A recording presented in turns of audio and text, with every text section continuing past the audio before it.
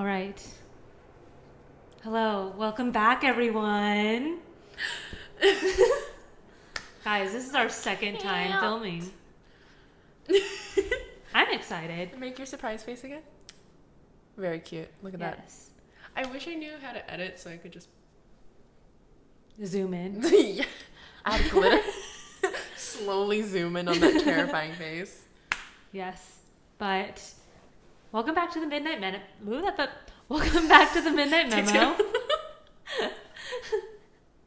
Oh my gosh. Great.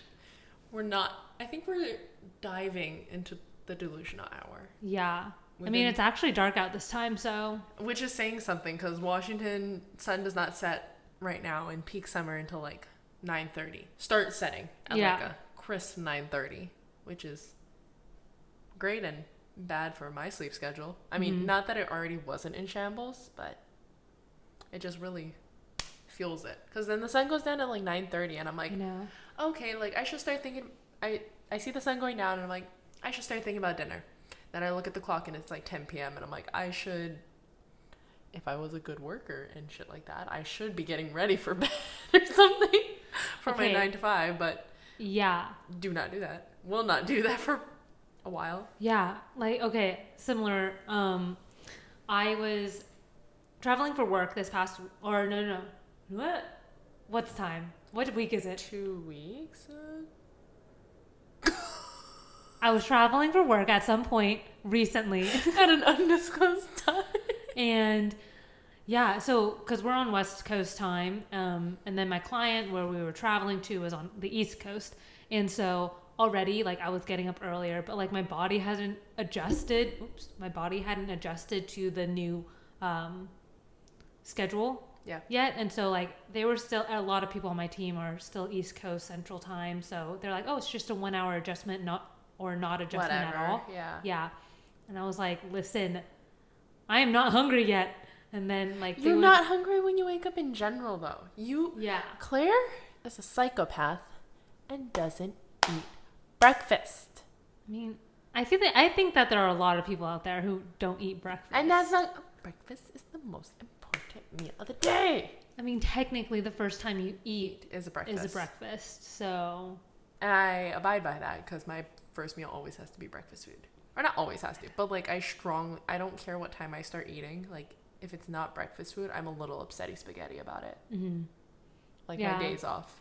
Oh, so we went on, Claire and I and some other friends had a little cabin for the 4th of July. Well, we didn't have a cabin. We rented out a cabin. No, it's ours now. Bro, I wish. It was a really nice place. It was a really cool place. It was very cute. Anyways, when we were driving back, you and Bud left early. You guys left at 10 a.m. Yeah. We didn't leave till 11:30 from the place. And as we're driving back, I'm really didn't eat breakfast because we were busy cleaning up our shenanigans, cleaning out the Airbnb.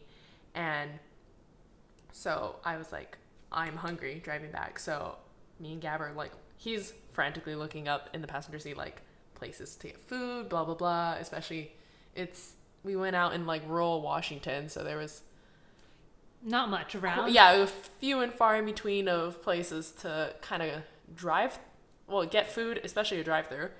And he was like, oh no, all the breakfast places are, stereotypical, McDonald's breakfast, Starbucks breakfast, somewhere real quick and easy. That's usually what I would get. And he's like, they're all closed. And I'm like, suck. I was really heartbroken about it. And he spent a good 15 minutes, 15 minutes into this drive, looking, trying to find somewhere for me. And I was like, he's like, I hate to let you down, but cannot locate. So I had to eat lunch food. Wow. Tragic. First world problems. But this is what my morning revolves around. It needs to be breakfast food, that sort of thing. Claire's I'll just wait till 1 p.m. if I get hungry.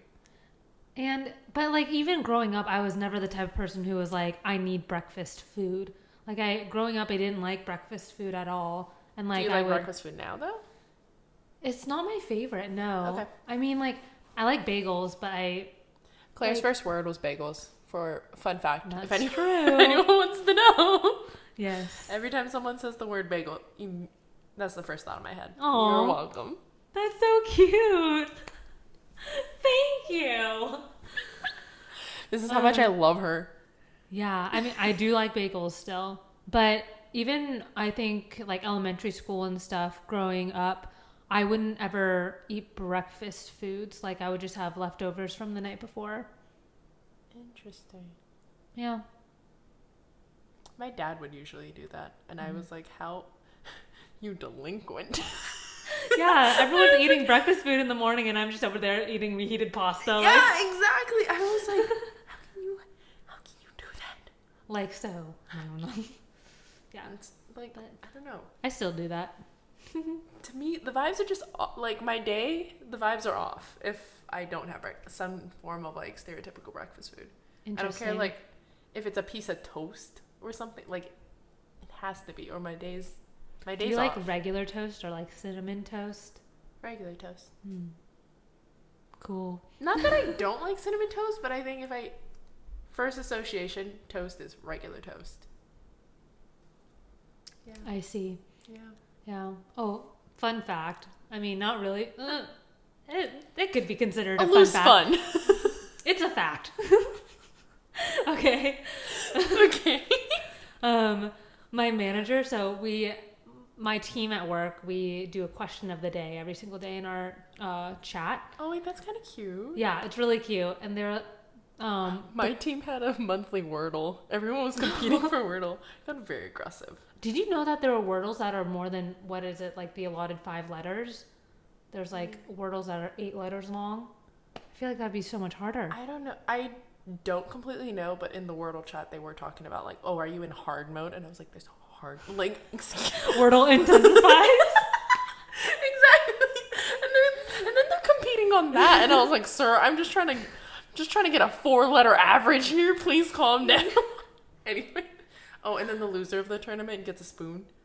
That says not champ, like exclamation point champ. Wait, why is it a spoon? I don't know. I don't know why it was a spoon, but it's a wooden spoon. Oh. I feel like that was like a joke, but I joined the team too late into the joke. I see. Anyways, you guys have a cute fun fact. So they had a question of the day, and I think on Tuesday, the question of the day was, oh, what was your go-to snack growing up? Okay. And so people or like that one meal that you would just make over and over and over again. Mm-hmm. And one of my managers, he was like, peanut butter toast. And apparently he won an award for his peanut butter toast. Wait, no, stop. Like he was in his town's newspaper. Wait, he's known as like the peanut butter toast man. Why? What part, like how he makes it is iconic? Yeah, apparently it's like everyone in town knows that he makes the best peanut butter toast. But what makes it so good? So he was telling us, if you guys want to make really good peanut butter toast, we're sharing his secrets. I know. Oh, maybe I shouldn't share his secrets if it's his. She's gonna share it with me anyways, and then we'll circle back if I need to cut this out. Yes. So editing could be cut right here or later. Who knows? Anyways, so he was telling us that in order to get a really good flavor out of it, he actually like puts a little bit of actual like butter before he puts the actual peanut butter on, and then you're supposed to I don't know what kind of bread he uses. I feel like that should be part of it. Yeah, definitely. But he said like it. Hello? They want to know the peanut butter toast secret. Let me in. They're waiting for it. It's like a very specific amount of pressure you have to put on the toast for like at a certain time. And all this stuff. It was really funny. In the toast? No, like in on the griddle? Okay. Mm-hmm. Got you. Yeah. But it was so funny. He sent us the article that was written about him. It was amazing. I mean, subtle flex. It was serious. Subtle flex. Gotta hand it to the man. Golf claps all around. Remember a few weeks ago when I was in my peanut butter toast phase? It was a good time. It is a good time. It was a good time. Ready? And editing cut. Yeah, it's like editing magic. We don't know. Nothing happened. We truly don't know because we still don't know how to edit. It's fine. But we do need to learn how to edit this in. Hi, my name's Claire. Hi, I'm Kristen. Thank you so much for joining us. This is the podcast where we get to talk about all the things that keep us up at night and where the bags under our eyes are heavy, but our thoughts are heavier. Woo! We're gonna try to add that in. We're gonna do our best. How do you feel about it? Tell us how you feel about that. Yeah, Claire pitched it, and I like it. I like it. We'll go for it now and see if it eventually evolves. We're gonna take her on a test spin, a few of them, and see what happens. Claire's reading my screen. Yeah, that face that I made like 5 seconds ago when Claire started talking was not because of Claire. It's because my computer decided it wants to go to sleep right now, and now is that a different language? Yes. It says hello in like a bunch of different languages, and it's like animated writing across the screen. That animation reminds me of that really old PC. Yes. Okay. Yes. Yeah. Where it's like the pipes. The tube. Okay. This is. I'm tearing apart our set. Yeah. Oh, right. Do you guys like the lights? You know what people said they liked? Yeah, they said they liked Big Appa. Look at him. He's our pillow pet. Did I tell you that Mocha loves my Appa too? Aww. So Claire has this giant, really cute Appa pillow pet, which I'm also obsessed with, as you guys have all told us. Mm-hmm. And then, but before that, when I moved into my older new place by myself in downtown, basically, not the point. My partner gave me a little Appa because at the time I was re-binging all of Legend of Korra. Listen. And he got me a little Appa. Well, it was a lefty. It was technically lefty. Oh. But that's fine. It's cute. Listen, that's like the one show that I completely nerd out on. For sure. Avatar, Last Airbender, and Legend of Korra. For Love sure. it. Love it. Yes. I don't know. Maybe I just surround myself with the correct people. I don't know anyone who doesn't like it. If anything, they just haven't watched it religiously. Yeah. But maybe they would have been like, I think I've watched like an episode or two. Mm-hmm. It's a really good show. So good. And it aged well, which I don't think a lot of shows do. Yeah. Like the humor is still funny. The depth, I feel like I'm going to nerd out here. A little bit. It's fine. Hi, welcome to my TED Talk. We're going to be talking about Avatar: The Last Airbender. I wonder if his face is in the camera. I hope he is. This audio is going to be in shambles. Me. Anyway. 4th of July weekend. That was really fun. Yeah. Did you guys have fun? Did your partner have fun? Cause yes. Claire, so the group that we went with are essentially people that I work with, and we all started work around the same time. We came together in a cohort, and we've all become friends that way. I have inducted Claire into it. There was another person there who was one of Claire's friends, and then Claire also brought her partner. Mm-hmm. So, but the rest of us have all slowly throughout the pandemic have interacted together, and like we've grown this group. Yeah. But this is the first time your partner has now been inserted and joined the group, and I was so nervous for him. I was so nervous too. Not because I didn't think that he wouldn't like anyone. Yeah. But because he's more of an introvert than I am. Yeah. So I'm a pretty big introvert. Like I need definitely like time away to like recharge. Yeah. But sometimes in this relationship, I take on the role of being the extrovert, which is funny. It's really funny. Like I always joke, I'm like, whenever I go out, I need my emotional support extrovert, and it's usually you. And then like when I'm at home in San Diego, when I'm at home in San Diego, it's my friend Rachel. So love her. Yeah, I'm always just like, I'm here for the ride, and then I'm here for the ride and maybe a few vibes. Yeah, and then I can go home. Yeah. So I think I was just more nervous for that to see how his social battery would be. Yeah. So I think he was a little on the quieter side, but it was more he's shy. He kind of was getting used to being around everyone, and then especially that group. Besides yourself and your partner, everyone else in that group very extroverted. Yes. Very large personalities. Mm-hmm. They can command a room. Yeah. So and I felt bad. Wish I was like that. You want to be like that? I don't know, because I feel like I like to be around people, but then I also hate people so much. But yeah, sometimes I feel like a party pooper, you know, when it's like everyone's still out wanting to do things and I'm wanting to go to bed and not see anyone. And I think in some ways it can come off like I don't like people or like I don't want to be a part of it, which I do. I'm just really tired and I need a moment alone. Yeah. But I don't know. I slowly think I'm merging into maybe like ambivert territory. Yeah. I think I've noticed that the last like, I don't know, a year or so where I do enjoy being around people when I am around people. That's good. But then like I crash hard when I'm not around people. Okay. If that makes sense. Yeah. But who knows? Dude, I think I am as well. Like, I feel like I'm backtracking in my extroverted, like, Yeah. No, it's not good because I don't like it. I'm like, this is weird. Like, I'm not a homebody. Okay, if I'm at home, I am a homebody. Like, I'm a turtle. I don't want to leave anymore. And then sometimes we'll have plans or something, and I'm like, I don't want to. And I never was like that before. How the tables turn. I don't like it. It's 2 years of not interacting with people that has finally like beaten me down. Yeah, we're just turning into one another. We just gotta run. Freaky Friday just... What if it turns out in a year I'm an extrovert and then you're an introvert? I honestly think I would panic. Because I don't know what that's like. I don't know a world I'm trying to compute. I don't think I could. I don't know. Could happen. Maybe. I don't know. But like, I think it changes. Like introvert and extrovert changes similarly to like your love languages, you know? Yeah.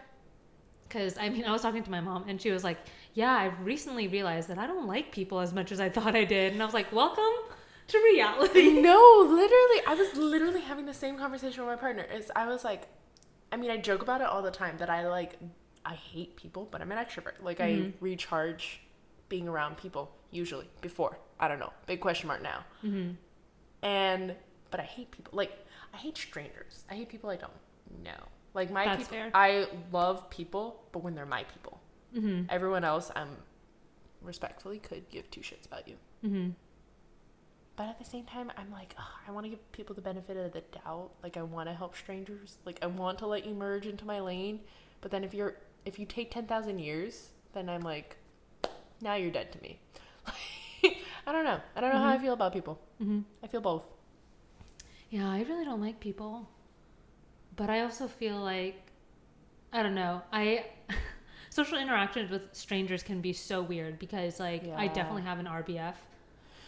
Same. Yeah, and I don't know, I'm not making any steps to change that. Do you know how many times, like, it's like offensive almost? I mean, it is, not even almost, it is offensive and it like hurts me, but at the same time I understand.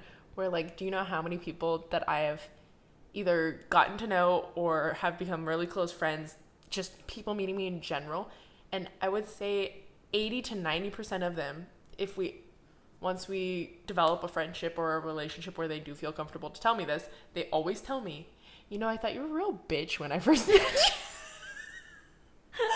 Like, without fail, it's always like, you looked so mean, or you had a resting, like some variation of that. And I'm like, fuck, I know. I have to live with this. Like, what?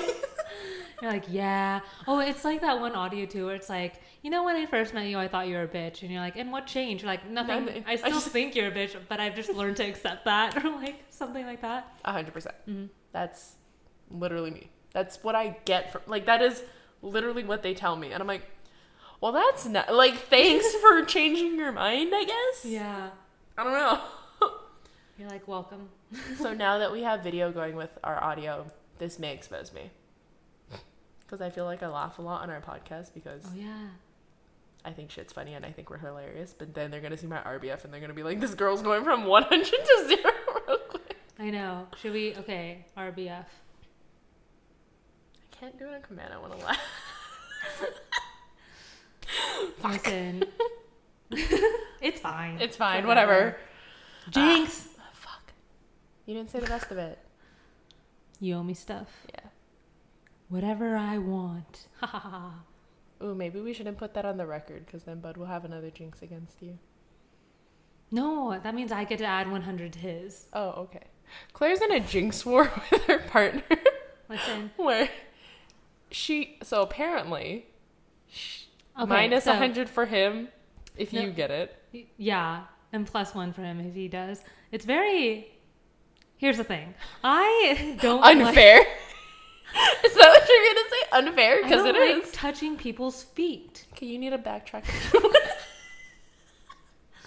Okay. Start from the beginning, sweetie. Mm-hmm. We're gonna backtrack it. We're gonna reel it in a little bit. So when you can't go from jinx to feet. So I know quickly. it was a bit of a jump. Here's the thing. So my boyfriend and I, we like to give each other like back rubs and stuff like that before going to bed. It's great. We both love massages, but Should I get the eyebrow raise? Just that's what she said.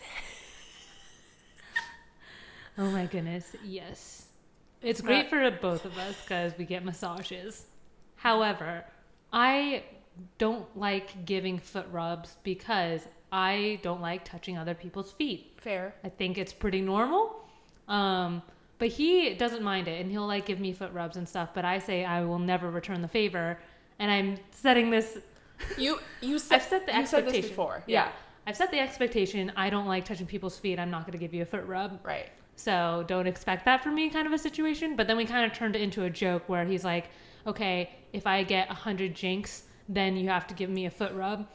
And so now it's every single time he gets a jinx, he gets -1. So it's like 100 to 99 more that he has to get. But every single time I get it, I get to add 100.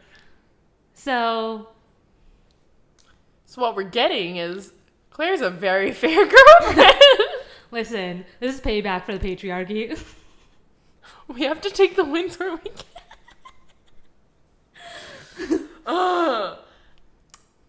Yeah. Well, actually, it kind of segues into one of the topics. Yeah. The audacity of men. Anyways. Okay. The patriarchy. We hate them. Audacity of men. Oh, yeah. That Why? One. I mean, patriarchy is definitely part of it. Yeah, I don't know. Okay. We were talking about, like dating stories, funny dating stories, the audacity of men, especially when they come up to flirt with you. Oh my gosh. And even now in like our political climate, like the fact that they get to just control everything that we do without even knowing the intricacies of what being a woman is like. So don't know about that. Yeah. But we can start, I guess, with a lighter topic. Start a little higher.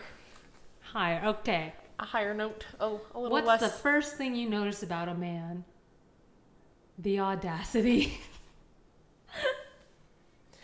Yes, that's the Thank you for coming to our podcast. No. A lot of, I don't know, even we were just talking about this before the podcast has started. Women's clothing not having any pockets. I was like waiting. I was like, I don't know if you're trying to like reach into that topic or not.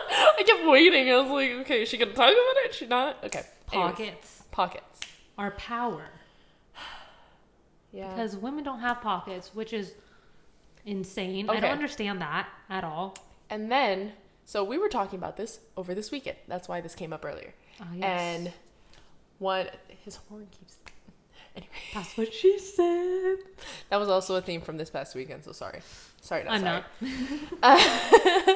So we're, Claire and myself, and then a couple of the other girls we were on the trip with, somehow, I don't exactly know how, but I mean, just in general, complaining, life, whatever, got on the topic of, pockets and women's clothes not having pockets, and we're just like, what a scam. And we happened to be complaining about this in the presence of some of the other guys who were on the trip. And in the general just like complainingness of everything, one of the guys, in his ignorance of just being a typical man and wanting to solve the problem because that's how they think, and I recognize that, But ooh, his audacity just got, like, unintentionally, unbeknownst to him, like, and I say that because I know him. Like, I know he didn't mean it, but goddamn, like, if audacity did not just come jumping out in these statements. The following words he said were, just don't buy clothes without pockets then. When we're complaining that our clothes don't have pockets. Yeah. He was like, then just don't buy clothes without pockets. And I was like, so I'm going to buy, like, no clothes then. I'll have one pair of pants. Because 80% of women's pants are made with pockets that are either non-existent or sewed shut. Which, like, if anything, I'd rather have no pockets at all, non-existent pockets. I don't like it when they give you the pocket and then sew it. Yeah. And then, like, even on, if, like, you were to turn the pants inside out, you would see the pocket sewn there. They gave you the fabric for it. Like, they literally put it there, the extra fabric's there for them to do it. And then they just... Boop, boop, boop. Yeah, this is how we define that it's female. Sew it up. I know. Which actually, now that I think about it, do you think you could get, like, a thread cutter? And I did that to my jacket. Did I not tell you about that? Oh, yeah. I bought a trench coat, saw that there were pockets on the inside when I was trying it on, but I was a dumbass, didn't think to put my hands in the pocket. So that was on me. We'll recognize that. But I bought it afterwards, and then I was like, oh my God, yes, I can use these pockets. Stuck my hands in it. Thread. All it was thread. And I was like, this is bullshit, because turning it inside, I see the pocket is there. Mm-hmm. And then I saw it was sewed together with, like, one piece of thread, and I was like, fuck this. So I kept tugging at it until I finally just, like, zoop, pulled the whole thing out. I should do that. And now I have pockets. Yeah, but women's clothing don't come with pockets. And, like, honestly, that's why girls get so excited when things do have pockets. Yeah. Like, especially dresses and things like that. Yeah, like, things that you don't expect to have pockets. Yeah. But I guess it's also part of the whole capitalism in the purse industry. That's what we're talking about. We're talking about... I don't know how we got on it, but we're complaining. We're like, we don't have pockets, blah, blah, blah, blah, blah. But the whole point is to fuel the purse industry. So that way, if women can't have pockets, where are they going to hold their shit? Okay, give them purses now. Okay, that's a whole nother industry. And so, again, this friend, in his ignorance, was like, well, just, if you guys don't want that, just don't buy clothes with pockets. And then I don't remember what his solution was for the purse thing, because I was just too thrown off of, like, that statement. Yeah. Oh, no, I think at first he was like, oh, just don't buy purses and only buy clothes with pockets. And we're like, so first, I never said I don't want purses. I just don't want to have to be hindered to them all the time, first of all. But the more, like, and then another one of our friends, she was reading him. She was like, okay, think about it this way. You find the perfect shirt. It fits you, or the perfect jacket. It fits you correctly. It doesn't make you look lumpy. It's not all frumpy on the top, whatever. Stick your hands in. No pockets. Are you now not going to buy that jacket? Because it fits you perfectly. Like, it's everything you want. And what are the odds of you getting something like that again? And he's like, clothes will fit. And then I had to reevaluate that. As a man, their sizing is standardized. So, like, the issue of, like, a medium fitting them, the chances of a medium fitting them in one clothing brand versus another clothing brand, pretty high. Versus for women's clothing, a medium at one company can be a extra small in another company, can be a triple X in another company. Even in, like, the same company. Like, if you go to stores and you'll get, like, say a pair of shorts that are size 6, right? Then you go to their full-length jeans, get a size 6. If you hold the waistbands side by side, they can still be different. Yeah. Which doesn't make any sense. Absolutely not. And we were trying to explain this to him, and he was just baffled. He's like, that's not how the world works. And I'm like, no, sweetie. That's not how your world works. It doesn't work like that for men. Yep. But for women, it's our everyday reality. Yeah. And that's on the clothing industry, capitalizing on our insecurities. Yep. Love it. Gotta love capitalism. Yeah. There was actually this one song on TikTok that I recently I guess scrolled by. Okay. And it was this girl who's a songwriter. I think her name is Jax or something like that on TikTok. And she is a babysitter for this probably like 12, 13-year-old girl. And this the little girl was getting like bullied at school for how she looked. And I'm like, ugh, once again, like middle starting school's the worst. Yeah. And she was like, oh, I'm not curvy enough, because she's pretty slim, and she was the middle schooler was saying this. Mm-hmm. Okay. And she was saying that she was getting bullied for not being curvy enough, and all the other girls are like starting to wear bras, but she's not, or something like that. And all of a sudden, she was like, oh yeah, I wrote a song about this, and it's like all about Victoria's Secret, and like who actually created Victoria's Secret. A woman did not create Victoria's Secret. It was created by a middle-aged man, white man in Ohio, who has a fantasy. Yep. And like, so however it happened, that became like the ideal body type for women, to be like skin and bones and then have huge boobs. And like, that's the only standard for beauty that we have, at least in Western society, which is so crazy. Just proportional, like, it's not feasible. And if you are, first of all, if it's genetic, if you're going to claim that's genetic, so microscopic of a chance that that's genetic. It can happen, for sure. Not going to discredit anyone who has that, but slim to none. And then on top of that, now you're going to feed this fantasy of, oh, it's natural. For the slim percentage that you can get, right? Then make 99.999% of the population feel like shit about themselves. Female population. Yeah, it's crazy. And I think that, I mean, for men, I think they feed on different insecurities, like the amount of muscle mass, have. And I don't know, but we can only speak for the women's point of view. But it's just like so deeply ingrained, even like from an early age. Like, for example, this girl's probably starting high school soon, but she was getting bullied in like middle school. And listen, sweetie, I didn't get shit. I was still 4 foot barely anything all throughout middle school. Like, I get it. I get watching all your friends grow up and wearing bras, getting their periods, which is not fun. You know that afterwards, but like when you're in middle school, in middle school, like everyone's talking about this, and it's like a shared experience, right? That they're all getting, and you're like, yeah, periods. Like you don't know how to contribute to the conversation because you don't know about it, and then you have this giant FOMO, and then it just fucking sucks. But then like once you get it, like I don't know about you, I was so embarrassed at first to be like, does anyone have a pad? Does anyone have a tampon? You couldn't win because it's like when you got it, the issues of, does anyone have a pad? Does anyone have a tampon? You're embarrassed about it because you don't know who is sharing, if you're early, right? You don't know who's sharing in that experience with you, maybe necessarily. And then if the boys find out, like, fuck that, they're going to riddle you to shit for a bodily function. It's like, okay, why are farts funny, but then me bleeding out of my... You can't say shit when your voice is cracking. Make it make sense. Make it make sense. Yeah, I don't know.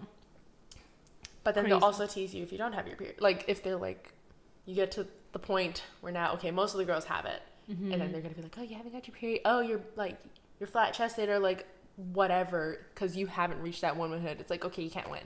Yeah.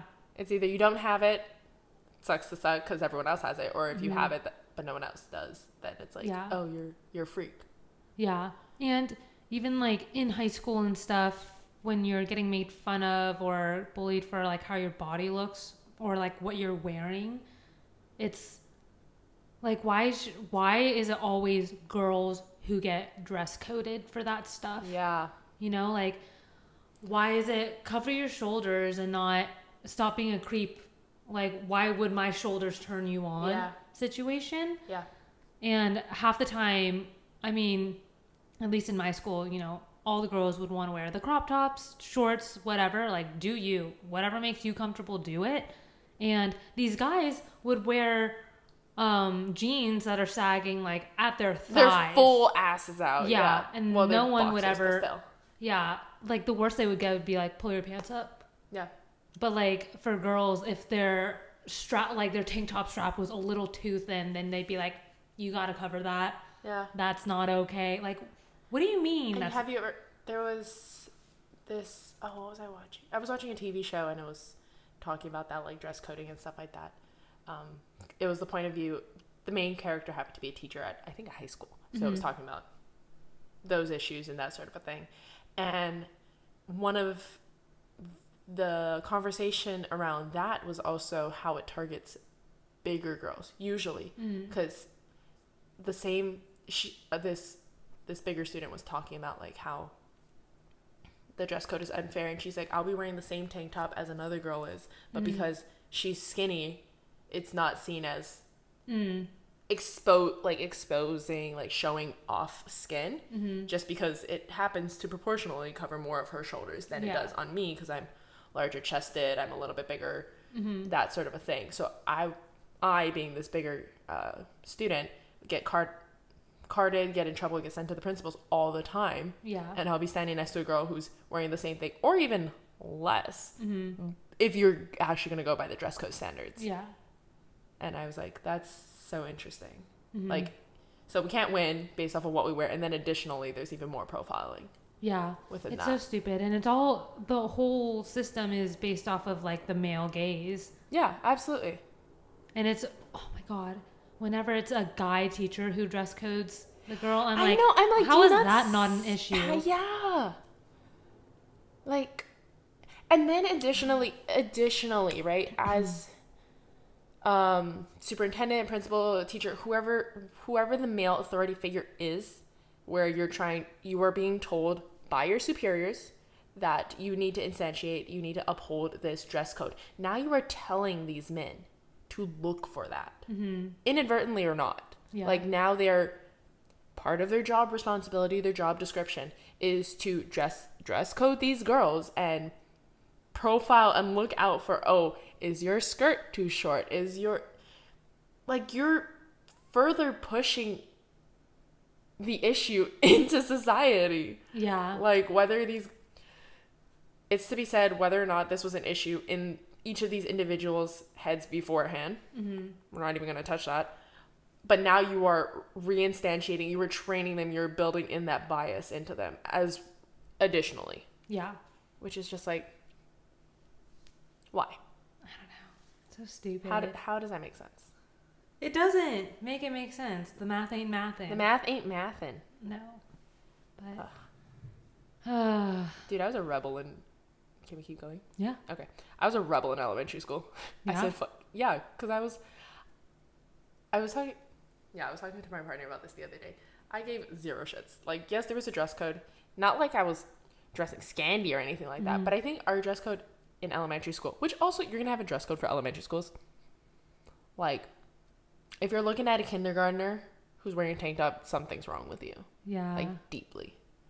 But anyways, so I'd be like wearing tank tops to school, which was technically against dress code, but I was living in fucking Hawaii. Shit's hot, okay?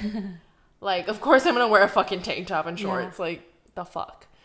And technically, like, I knew the dress code. I fucking knew it. But I was not gonna freaking fight. Like, I would fight someone if they're gonna tell me that my strap was 1.5 inches rather than 2 inches on my shoulder. Like, so I would wear that and I would be like, fucking dare you to say something to me. Oh my God. I remember thinking that too, and like which I shouldn't need to as a 5th grader. Can we just talk about that? As a 5th grader, I shouldn't be coming to school with the mindset of like, okay, I only have shirts, like it's either a full-on thick cotton blend t-shirt that I have, or this 1.5 inches rather than 2-inch strap tank top. Okay, for my comfort, I'm gonna wear the tank top, but I'm going into school with this mindset of like, someone's gonna catch me, I'm breaking some rule and I have to defend myself because now I'm a target. Yeah. Like, why are you gonna put a target on these girls' backs too? I don't know. It's so stupid. They start us young for sure. Yeah, that's like that is literally like ingraining. Is that like? That's basically slut shaming, like ingraining slut shaming at a very young age. It's basically breeding our insecurities young, and then they're just going to manifest as we grow older to then have us buy into whatever diet programs, whatever current fashion, whatever beauty standards, to go get gym memberships, I think it's really planned. Like, the patriarchy knew what they were doing. Oh, 100%. They're like, we need to make them as insecure as possible so that we can gain momentum. Yeah. We can keep pulling at these things. Like, it's just further building upon. Yeah. And like you said, it keeps going for the rest of your life. Like, yeah, even as older women, or even anyone who grows old, right? For an old man, he's a silver fox. Mm-hmm. But what's for older woman? There's like no equivalent.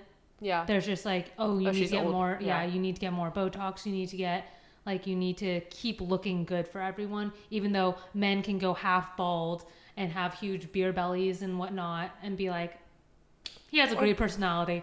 Like or the new fad, dad bod. Yeah. Yeah. Which, okay, also going to backtrack a little bit. Not saying that men don't have their insecurities. We're fully well aware. That can be a whole separate issue that I also wouldn't be opposed to getting into. But right now, we're focusing on women's struggles. Mm-hmm. Today's topic, today's issue, women's struggles. Yes. Yeah. It's just a different standard that us Take two. Us as a society uphold women to a different standard than they do men. Mm-hmm. And I think that our generations now are trying to turn the tides, and really try to get women to love themselves in a lot of different ways, which is amazing. Yeah. But it's also hard to unlearn. It's so hard. It's a battle, which I don't know. It's got to be hard. Yeah. It's uncomfy. Mm-hmm. Like having to unlearn those things. And to unlearn it, you have to be faced with the realization of like, I had that bias, or I had that thought. I thought that was okay. Whatever it is. It's, yeah, it's like, you really have to look in the mirror and be like, that's not good of me. Even if you think you're fine. Like everyone has it. Mm-hmm. And it's not fun. Yeah. But crazy standards. I don't know. It's just frustrating having like the knowledge that all of this is happening, and then trying to explain it to men who a lot of the times will be like, oh yeah, like I'm aware of this issue, but yeah, I don't know. Not enough men are aware of the issue, I guess. And it's really, like I was just telling you earlier, that conversation with that person. It's like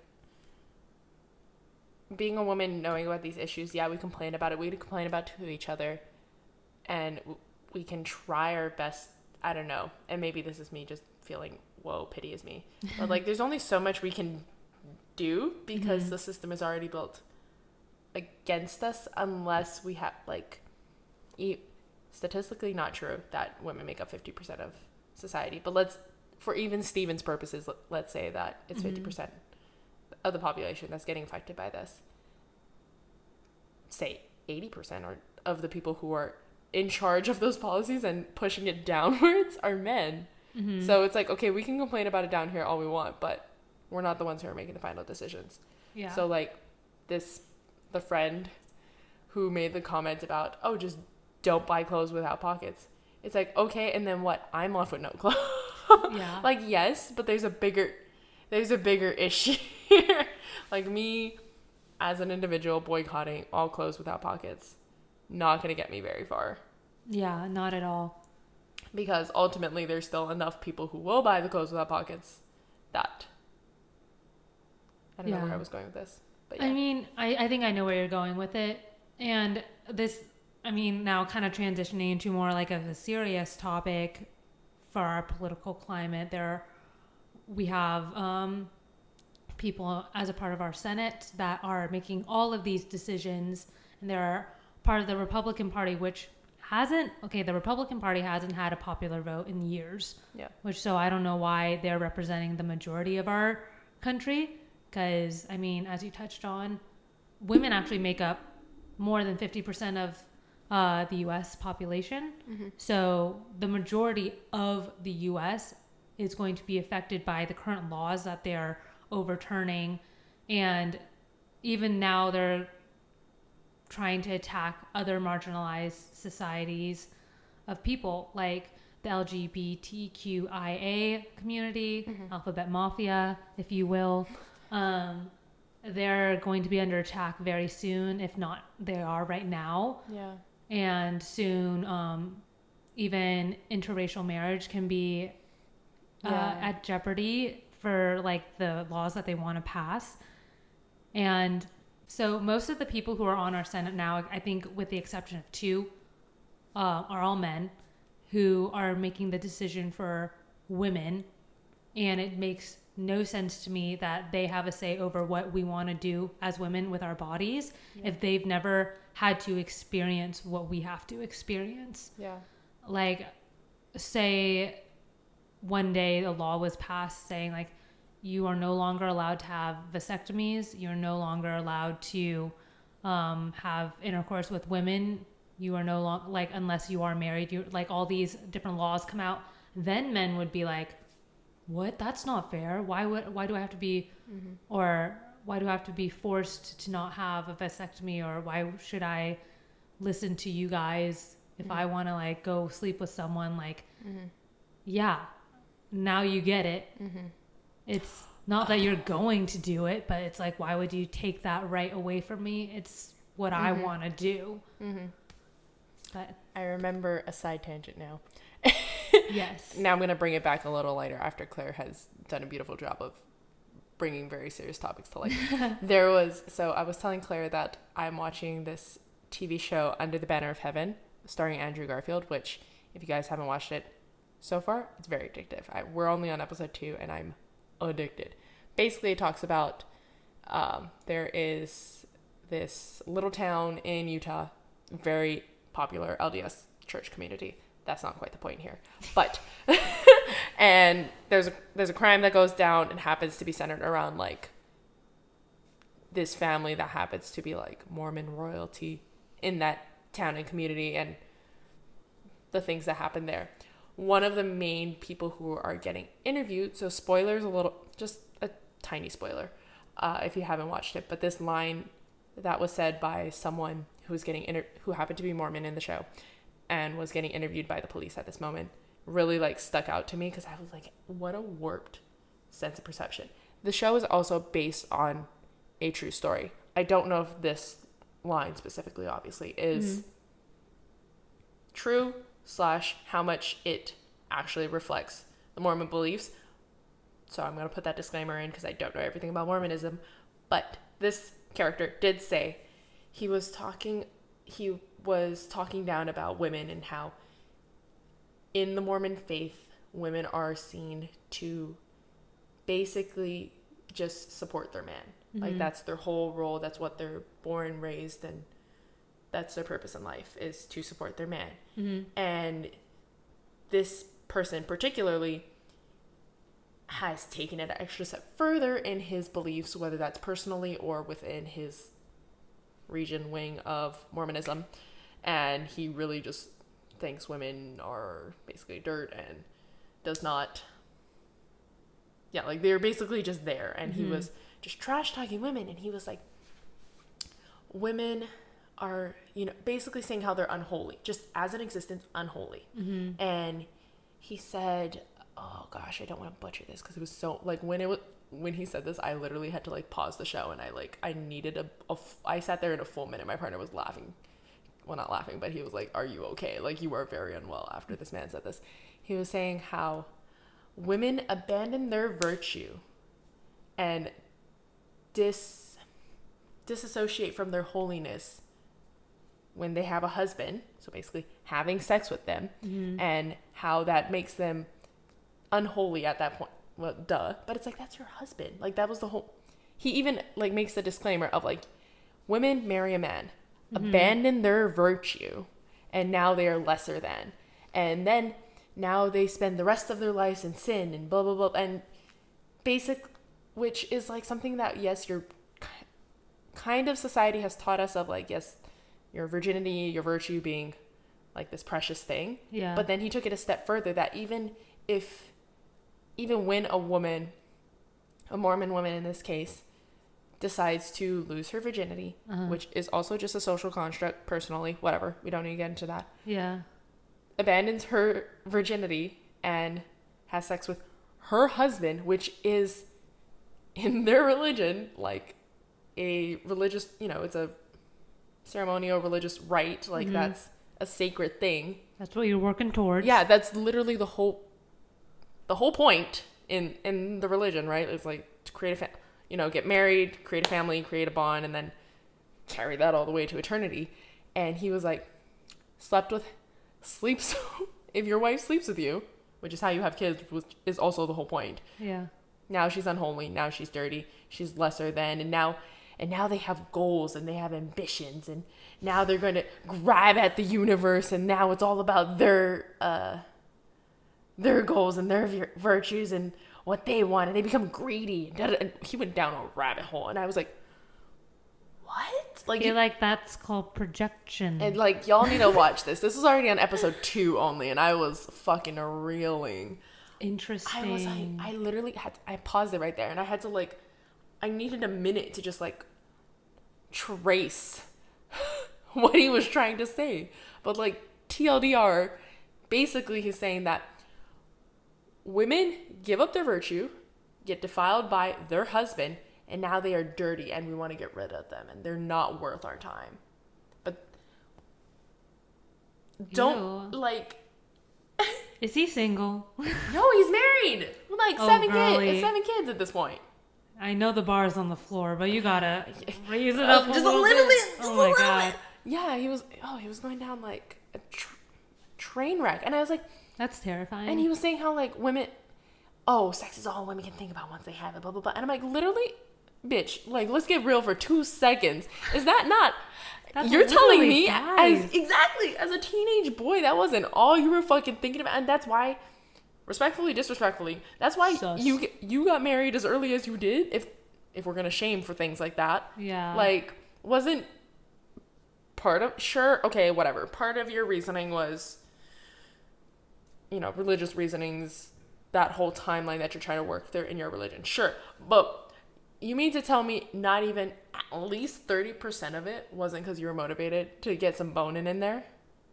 Has to be. And once you're telling me when you got a little taste, you weren't just like, I'm good now. You got 7 kids to disprove that, at least. Come on. The logic. I was just like, so you're saying that once she gave you what you wanted, which... Actually, this isn't that crazy because that is how society teaches us. Once she gave you what you wanted, now she's dirty. She's dispure. We don't want anything to do with her. Even though she's your wife and your partner for life and afterlife, supposedly. Yeah. I mean, get a planet, right? I don't know. Yeah, it's so weird. Men get congratulated for that, having sex with women. Whereas women get shit on for having sex with men. Yeah. Which doesn't make sense. Women are expected to hold, and this goes back to just, deep in society, right? Mm-hmm. We know this. But it still boggles me that women are expected to hold on to their virginity, which...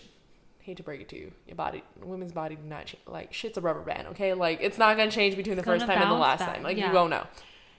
But women are expected to hold on to this concept of virginity, do not be corrupted, stay pure, whatever. And men are expected to get rid of that shit as soon as you fucking can. Yeah, it's really weird. Younger the better, whereas women, it's the opposite. It's not young. The older the better, but hold on to that shit as long as is acceptable. But if you are a virgin for too long, then it's what's wrong with you? Man. Yeah, so stupid. There's no winning. Nope. And I'm like, what boggles me is also thinking specifically to medieval times. Okay, we're taking it back. We're taking it. Just a little detour, little detour. So for when. And I don't know how realistic this is now, but for kingdom marriages, right? When princes are trying to find other princesses for the, what is that called? The Union of Nations, that sort of a thing, right? And the whole standard is, you want a princess that's not been corrupted, not, still has her virginity, whatever. Mm-hmm. It's not held the same standard as men. And I'm like, how are you gonna go your way fucking, you know, like you fuck your way through the system, but you still expect there to be purity there? Yeah. I don't know. The math doesn't math. I do not know. I don't know if that what I said made sense, but like it made sense in my brain. We're getting on that hour where like I'm just spitting things and like everything's connected up here, but I don't know if they're making connections out here. No, I feel you on that though.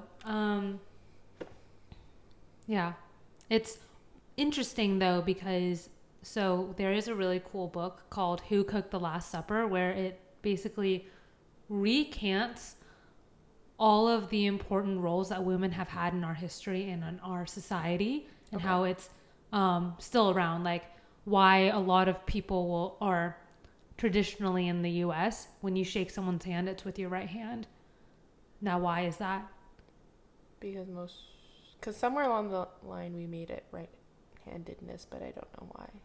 So not necessarily just because we're born left or right-handed, but back in the day when women had to take care of their babies like all by themselves and things like that, they would hold their babies, but they would want the babies on the left side so that the babies could hear their heartbeat.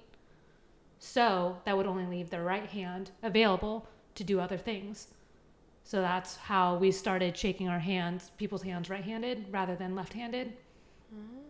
So it's a really cool book. I suggest everyone check it out. Actually, it's awesome. But yeah, it kind of shows you how important women have been in society and how from a U.S. telling, from a male's perspective, like they've written history books from a male's perspective. They've left out so many important details in which women were important to society. And like even back then, women were treated so amazing because they were the people who brought life into the world. Yeah. So somewhere along the way, men were like, I'm feeling a little insecure. Yeah. We're going to just flip the switch. Like, I don't know. It was weird. But, I mean. At what point, you think about that. We have olden societies that definitely had a more matriarchal view of their culture, their society. And, at what point did we flip that? Who decided to flip that? Who fucked up? The same person who said we needed jobs. Looking at you. Anyway. Claire was on one about who the fuck created. Did we put that in the episode? I don't think so. Okay. Was that a conversation we just... Yeah. Slowly they all blend. Yeah.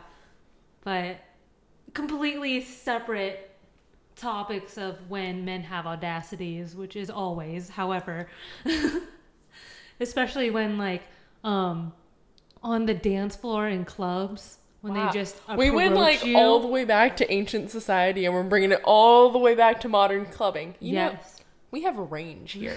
You're welcome. Oh my god. Anyways. Okay, here's the thing. What's the thing? When men approach you in a club to dance with you, they don't even ask. They don't because they don't approach you. They just slide up behind you, and they're like, if you don't say no, then it's kind of like how they approach, sex. As long as you don't say, and even if you say no, then they don't. Anyways, that's a whole different issue. But they just slide up behind you, and as long as you don't push away, they're like, all right, I'm all good here. Like they don't, no interaction of your face, like who you are you terrified? I honestly, and I don't understand it. Like, I guess they're really good at taking rejection because you'll see the same guy go around to like 15 different girls in the same night just trying to dance with them.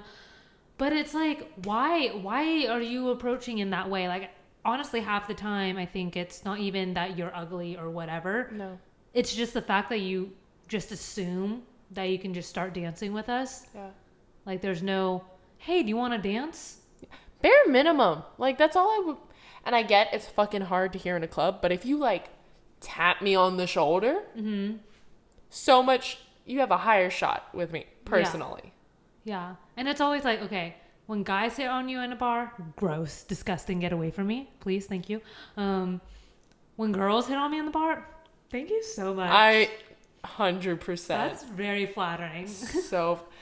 Okay. now we're going into clubbing.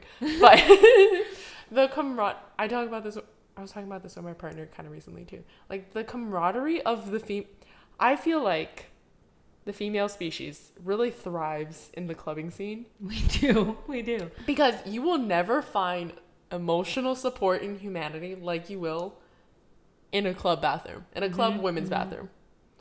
Like, it's true. We have our own club in there. Like, people, girls will be holding random strangers' hairs back, hyping them up. Someone's drunk crying in a corner about their ex, and they'll have like 5 random women around them being like, dude, absolutely not, dump his ass. You did nothing wrong. Or maybe like, yeah, you shouldn't have done that, but you know what we're going to do now? We're going to learn about it. We're going to apologize to him tomorrow, if that's the case. Oh my gosh. Growth. We're all about the growth there. If you ever want a self-esteem boost, go to a club, to the women's bathroom. Yeah. You'll feel so much better. Yeah. Maybe I should just do that sober. Just make it a weekly trip. My little weekly dose of serotonin. Thank you. Yeah. I'll just take my antidepressant pills, then hobble on over to the nearest club bathroom, get some serotonin, call it a night. Yeah. Go to bed happy. Fuck it. Done. Yeah. I will say that's the one thing I think we have over men is, the camaraderie and the self-esteem boost you get in the bathroom at the club. I don't think guys talk to each other in the bathroom. And if they do, no. I think it's weird. Think you're weird. Like, well, the sentiment amongst the men's in which is actually interesting because, like, okay, so girls talk in the bathroom. Like, if you're in the next stall, like, we can still talk. We can have, like, a little banter. Are you talking about with a random stranger or, like, if your girlfriend's peeing in the stall next to you? Like, if your girlfriend's peeing. Okay. But, I mean, even if, like, you don't know them, you could be like, hey, like, do you have an extra tampon? Yeah. Hey, like, and it's not really weird. Yeah. Someone stole the last toilet paper in here. Help, I'm stranded. Yeah. Like, but I feel like guys, like, they can't even look at each other. Like, I mean, I guess they don't have stalls that are... Oops. I keep hitting my mic. I guess they don't have stalls that are blocking eye contact. Also... But... I don't get... This is me. I'm going to argue for you, men. Here you go. Why are there... And I don't... To be fair, I also don't know if this is across international borders or if this is a strictly U.S. I'm stuttering left and right. Jesus Christ. U.S. men's bathroom standard. But they'll have, they have the urinals. They'll have the little, if they do, they have the little walls on the side. But the walls cut off vaguely where shoulder height would be. Yeah. Like, why stop there? I don't know. And especially if the standard is, you're not, it's expected for you not to look. Yeah. To each other. So first of all, you're just staring at a wall, which sounds boring as hell. I mean, I guess I don't know what would be more fun, but okay. Anyways, not the point. You're just staring at a wall, right? Like, close contact, don't look, side blinders on. Why would you just not build that up, especially all the way up, if that's the standard to not look to the sides, especially because, like, you'd be considered weird if you're just, like, popping your head over the little barricade thingamajigger. It's true. I don't know. Civil engineers, what'd you do that for? Is that a civil thing? Architect? I don't know. We blame civils. Civils. Always blame the civil. Sorry. I'm not. Okay. Yeah, I don't know. Also, why don't girls use toilet paper every single time they go to the bathroom? Yeah. Why don't guys? I don't know. That's disgusting. I've tried to figure it out from the men in my life, trying to understand, and I think they just shake dry. Yeah. That's disgusting. What I've been told. And then, like, they half the time don't wash their hands. I'm like, you were just touching yourself. Yeah. I hate guys. I hate men. They're gross. They're so gross. I don't know why I'm attracted to you sometimes. It's really unfortunate for me. I don't understand. Okay, think about this. This is proof that you can't choose who you love. I just want to say that. Like, this is the argument. I think men are so stupid. And, like, okay, our country is being run by men, right? If there were no women around, y'all would die. Y'all would get sick and then not go to the hospital, not go to the doctors and die from something. Yeah. Y'all would not know where the forks are. You're just going to open every single drawer every single time. They haven't moved. They're in the same drawer.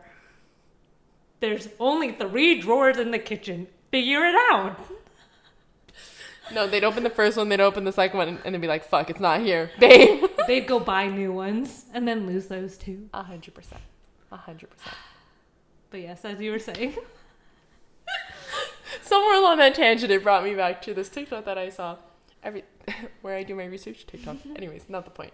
And this woman was talking about the science of how being a heterosexual woman fucking sucks, and heterosexual marriages specifically are only beneficial to men, because in a heterosexual relationship, the woman is expected to do more within the house, also financially, if it's going to be a quote, hard aired quotes, 50-50 split of financial duty, where you expect both parents to be working, but then 90% of the household work falls on the female, blah, blah, blah, blah, blah.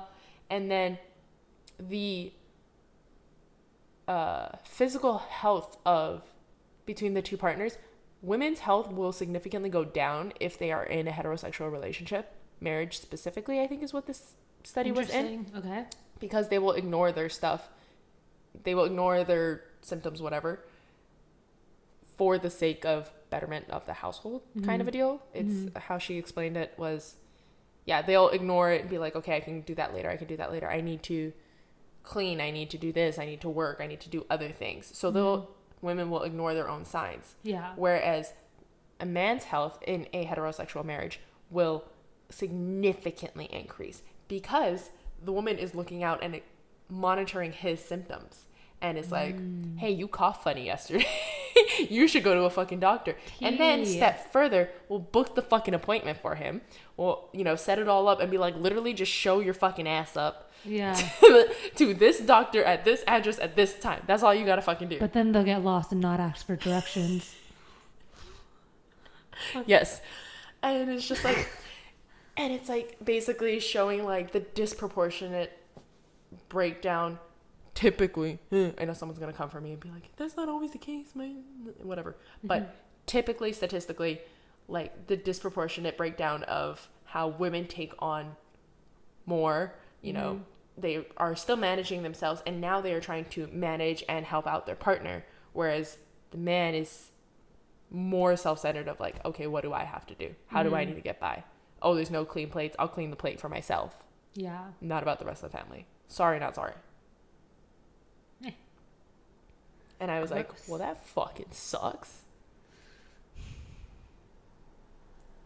Yeah. Thing. So there's science to back it up, is the terrifying point. And in conclusion, boo men, boo. Boo men. Should that be the title of this episode? Boo men. The patriarchy sucks. Honestly, though, if patriarchy, big thumbs down. Say we split the world, right, in half. So you're saying, say we split the world in half. Yeah. So say we split the world in half, and half of the world is run by men, half of the world is run by women. Yeah. Then I feel like run in addition to, and this is, maybe we don't know this, and maybe this isn't important to your hypothetical anecdote, but run and governed and population are half-half? Okay. All men on one side, all women on the other. First of all, the men would die off. Yeah. So quick. How fast, though?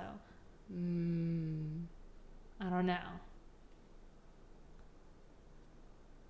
I don't know. I guess my answer would have to go based off of how quickly I think they would descend into barbaric states. Yeah. I think of like toxic masculinity. Honestly, I don't know. I think they're always more aggressive up front, but we as women will outsmart them. That's exactly what I was thinking. Because we have great memories and we're more creative. Like, we can get back at them in different ways that they won't be expecting. Yeah. I was going to argue for the men in the sense of saying that they would descend into barbaric, just killing each other off, I think. Mm-hmm. How long the women would be able to last would have to be how badly do they want to beat the men, because I think that is definitely a high motivator, mm-hmm. and how long they'll be able to put off pettiness, because the littlest slight to a woman, like, I feel like as a gender we can hold grudges, and even if you say you don't hold a grudge, you hold a grudge. Like, you remember that thing. Mm-hmm. Even if you're over it, you remember that thing. We learn, we or maybe adapt. I'm just built different, I don't know. Maybe I'm just a petty bitch, but no, like, we definitely learn and adapt much faster than men do. But then again, all wars have been started by men. Yeah, 100%. So they say that they're not emotional. Guess what? Like, the way that statement agitates me on, like, such a deep level. Yeah. But I can't... It sucks because I can't react to it, because then if I do, I'm just literally proving their point. Like, sorry, I had a rush of testosterone and now I'm emotional. I know. I'm like, literally, do you understand, like, on a biological level what's happening there? Like... No, they don't. You're right. They're like, why are you so moody when you're on your period? Because I have testosterone in me now, bitch. Yeah. Oh my God. How do they... I mean, they seem like they're stable emotionally, but it's because they have a daily cycle, whereas we have a monthly cycle for hormones. Yep. But I don't know. They'll eventually... Don't. I don't know. Here's the thing. If you want to be in a relationship with a girl, you're going to need to get it and fast. And fast. And girls, we're just going to have to pick up the bar just a little bit. Why don't we have to lift the bar? I don't know. But, yeah.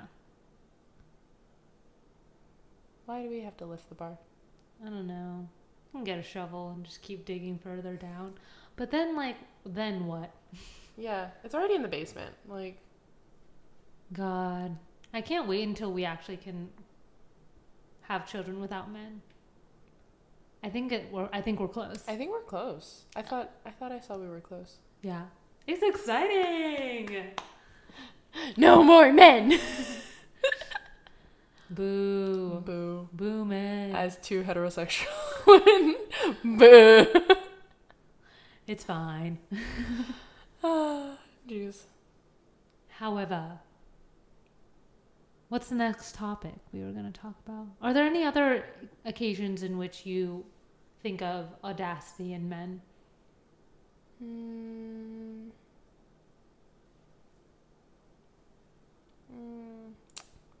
trying to think. Nothing's coming top of head right now. Yeah. If anything, yeah, like dating in general, sometimes like how they come off on dates, but I think that can be boiled down to what we were talking about before about the clubbing thing. Yeah. I think for me, it's the unearned confidence. It's because they're raised that way from school. That's true. Yeah, all of the time, I guess they're just more catered to where, like, boys will be boys. Yeah. But then girls have to keep working harder and harder to get the same approval, which is interesting. And there's a bias built into the school system where men, because boys are usually seen as maybe struggling more in early school, like in elementary school and whatnot, they are rewarded more for their attempts, even if it's failures, whereas girls will not be. And that builds into their confidence. That's to reward them for their confidence in school specifically, but then that translates over to life, you know, where men slowly they have what we're going to call unearned confidence. You define if you've earned it or not, but in whatever they do and whatever they attempt later on, they will give it a shot because at least it doesn't hurt to try. Whereas women, now we're taught to, if you're going to get it wrong, you're going to get shamed for it. Now we take less and less chances. We're less risky in general, usually, with our life choices and how we approach things. And that translates to, dating. Interesting. It's all a science. It's all boiled down to science. I have faith that the younger generations are going to turn this around. I hope so. Yeah. I mean, shit, my money's on all you bitches because I will not be contributing to the cause. Sorry, not sorry. Yeah, it's like, what is it? Boomers fucked everyone up. Millennials are trying to turn it around. And then I think we're technically part. We're like so cusped. It's ridiculous. Zillennials are confused. Yeah. And then Gen Zs are... Millennials are having an identity crisis. Yeah. Every other day. But I think we're close to... So I was watching a video on TikTok, our one main source for research. And it was saying like every empire falls at every 250 years. Oh, okay.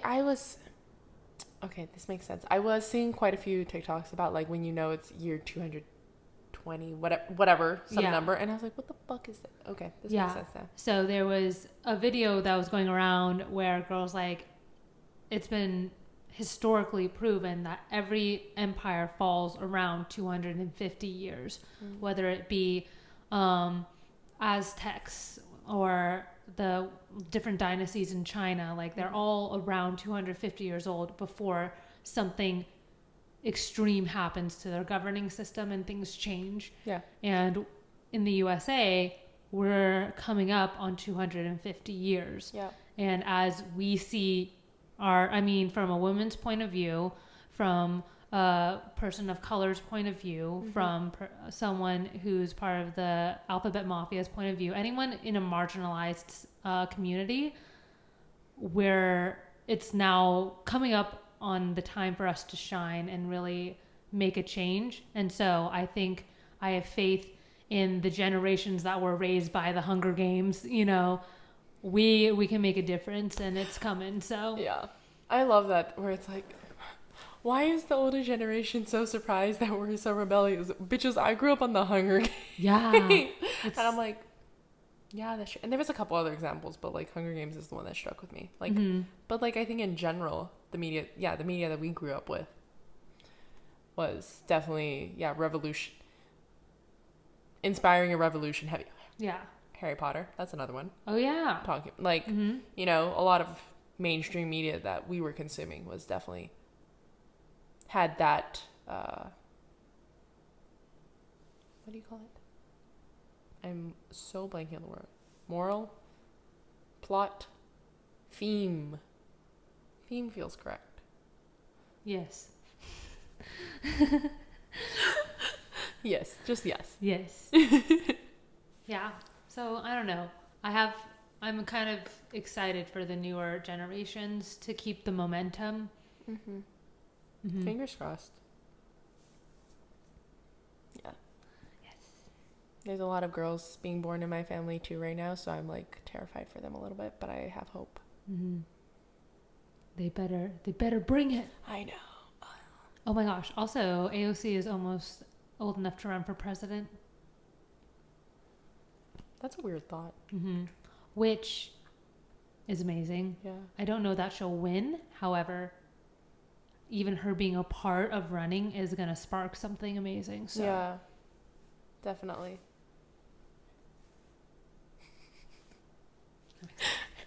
Zoom in on Claire's faces right there. Yes. It's going to be great. Yeah, definitely. But that's how I feel about men. TLDR. TLDR. Boo, men. Boo, men. Ugh. Ugh. Yeah.